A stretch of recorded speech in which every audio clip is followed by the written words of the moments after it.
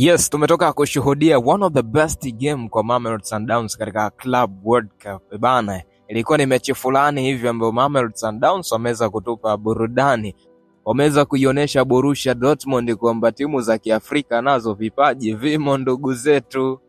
Bana, ilipigwa boli kweli kweli. Kama lisingekuwa goli la zawadi kutoka kwa golikipa Lonwen Williams ambalo amempatia mechi katika dakika 16 ya mchezo, basi mechi ingeweza kumalizika kwa sare ya goli 3-3. Lakini bahati mbaya bana, bahati haikuwa kwao. Mechi imemalizika kwa ushindi kwa klabu ya Borussia Dortmund, ushindi wa goli 4-3. Ilikuwa mechi fulani hivi tamu kweli kutazama, mechi ambayo ilijaa competition ya aina yake. Mamelodi Sundowns walitangulia kupata goli katika dakika ya 11. Lucas Ribeiro katika ubora wake anafunga bunge moja la goli. Goli fulani hivi, skills nyingi kweli kweli kwake Lucas Ribeiro. Dakika 16 ya mchezo, golikipa wa klabu ya Mamelodi Sundowns Lonwen Williams katika harakati za kutaka kupasia mali anajikuta anatoa assist safi kabisa, bao kwa Felix Mecha katika dakika 16 ya mchezo. Pira likaendelea kupigwa dakika 34 ya mchezo, kwa kichwa Selu Guilasi anaandika goli la pili kwa Borussia Dortmund. Dakika 45 ya mchezo, Jobe Bellingham anaandika goli la 3 kwa Borussia Dortmund na lilikuwa goli lake la kwanza tangu ajiunge na klabu ya Borussia Dortmund. Na ulikuwa ni mchezo wake wa kwanza kuanza katika first 11. Mchezo wa kwanza aliingia akitokea katika benchi dakika 54 ya mchezo. Leo alipata nafasi ya kuanza kabisa katika kikosi cha kwanza na ameweza kuprove kwamba ana umuhimu katika klabu baada ya kuscore goli la 3 kwa Borussia Dortmund. Mpaka dakika 45 za kipindi cha kwanza zinamalizika, Mamelodi Sundowns 1, Borussia Dortmund 3.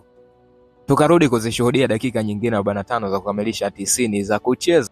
Dakika fulani hivi ambazo zilikuwa za moto sana kwa Mamelodi Sundowns. Kwa bahati mbaya, dakika 60 ya mchezo, beki bora kweli kweli wa Mamelodi Sundowns Kuluso Mudau anajifunga goli katika harakati za kuokoa mpira, na Borussia Dortmund wanaongoza goli 4-1.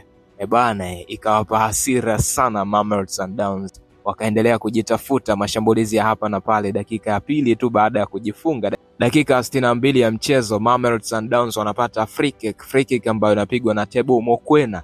Free kick inaungwa moja kwa moja kwa kichwa na bwana Ikram Raines na kuandika goli la pili kwa Mamelodi Sundowns. Mamelodi Sundowns wakaendelea kujitafuta, venga vya hapa na pale, pasi zikipigwa za kutosha kweli kweli. Unaambiwa Borussia Dortmund wameonyeshwa mpira wa Kiafrika, mpira wa South Africa.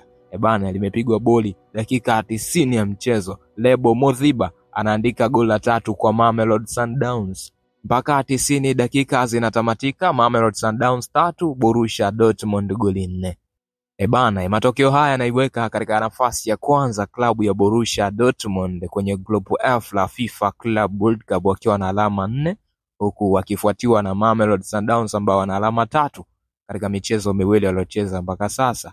Nyuma yao wakiwepo Fluminense kutokea pale pale Brazil na klabu ya Ulsan HD FC ambayo haina alama yoyote. Fluminense wana alama 1 tu katika Group F.